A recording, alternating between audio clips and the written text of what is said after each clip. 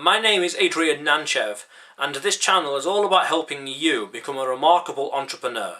So click on the subscribe button below and press the bell notification right next to it for the latest uploads. Now, negativity, how do you deal with it? In this book, Earl Nightingale, or in his video series, he asked me for 30 days to become the person that I want to be. Mentally, physically, spiritually, emotionally, become the person you want to be for 30 days. And the same thing with you. Become the person for 30 days. And if you give in, if you relapse into negativity, into the doubt or whatever, insecurity, then just try again. Try again. Define who you want to be and just try again for another 30 days. Over time, your relapses will be fewer and farther between. Which means that you're changing as a person, your comfort zone is growing, you're becoming the person you want to become. This then helps you in your mindset, in your comfort zone, in your attitude, in your desire, in your drive, your ambition. See, crying is very helpful. Releasing all that pent-up emotion and doubt and insecurities. I remember in my first business when I was told I might have to put a sale on, discount the prices. I cried that night because I had never done that before and I was unwilling to do that. Similarly, about a year before that, as I was trying to get into the video games industry, I used to cry at night because there was too much doubt. There was so much doubt that I could not get into the industry. And it's like, what the heck am I going to do? There was so much doubt. But over time, you practice, you try and become the person you want to be, and your attitude changes, your mind changes, the chemical structure, I don't know what, but you just change. And you strive to become the person you want to be. About a year ago, or 2 years ago actually, I was in this MLM thing, and did a training video, and there's this one guy he was on a conference call, it was on a stage, and what he did was he'll take that negativity and absorb it, and then he'll just focus it, and just filter it out of his body, and the more he did that, the sooner the negativity went into his brain, a thought or a conscious or doubt or something, the sooner it was out. In the early days, that doubt would linger in your brain, or my brain, and it would be there for ages and ages. But over time, you just push it out. You get it, just push it out, filter it out. So negativity, just push it out. No, don't let it linger, don't let it fester. Don't let it linger, just push it out mentally. Okay, where were we, you know? And now, personally, I very rarely, if ever, have a bad day. So endeavour to expand your comfort zone and take it in and become the person you want to be. But also, when you get the negativity, push it out from the body, mentally, get rid of it. You don't need it. There's some NLP tricks where you can imagine a screen or a memory or whatever, and imagine it slowly, a screen, just imagine it slowly fading away from your head, getting it smaller and smaller, or in your brain, turning it just grey and just like, what's it called, static. Just imagine going more blurry until you can't see it anymore and you forget all about it. That's some NLP techniques, which is some pretty cool stuff. But there are ways to get rid of this. Other one is to listen to mentors and learn new things. If you want to learn about mindset, Tony Robbins, Earl Nightingale, Napoleon Hill, Zig Ziglar, Jim Rohn, etc. Damn good people to listen to for mindset and attitude and desire. When you listen to them and taking what they have to teach you and taking what you have to learn from them, you can change your mind. I don't know if it's the DNA, the chemical structure, attitude, or what, but you will change. So go to these people, learn from them.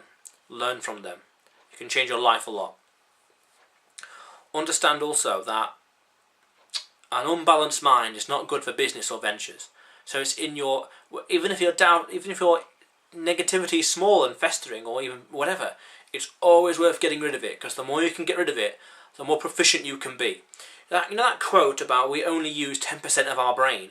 I've heard a lot of mixed messages about this. Now, I've heard that we use 100% of our brain, but up to 90% of it is used against us. So in matter of fact, in practice, it is 10%, but 90% is used against us. So this is what I've heard. I'm not quite sure if that's accurate or how accurate it is, but that's what I've heard, and I think that's quite accurate. But I know that 10%, 90%, it's not like 90% is switched off, but I've heard that 90% is working against us, or 50%, or whatever, 10% working against us. So you want to switch that around. You want all of your brain to be in sync. with your vision, your purpose, your desire. Striving forward. And this is also why it's important to understand who you are, what's important to you, what do you want in life. Because then you can act in great certainty, act in great desire, and move and strive towards what you want to achieve in life. And then, when it's in unison with your actions, your thoughts are more inclined to follow suit. Furthermore, I remember also a little strategy once from Earl Nightingale, Napoleon Hill I think it was. He said, if you're ever sad or something, just smile and whistle, smile and or whistle, because this action helps to reinforce the emotion in your brain. So what I do now in public a lot, I always whistle. I whistle even when it's raining. In fact, especially when it's raining. Because if you smile and or whistle, the action, the movement in the vocal cords or whatever, and the nerves or whatever, is sending messages to the brain that we're happy, we're in a good mood. Because you've got to maintain that peak emotional status and that level, otherwise you'll suffer. So the way I also see it is, if you can't whistle and be happy, even in the rain, then you'll never truly be happy.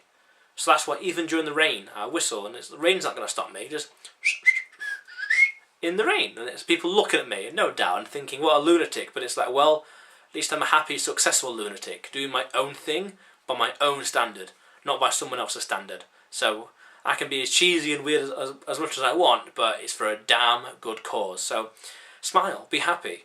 Like, actually smile and whistle, and it forces the brain. Interesting psychology, as I said earlier. It forces the brain to think more positively then.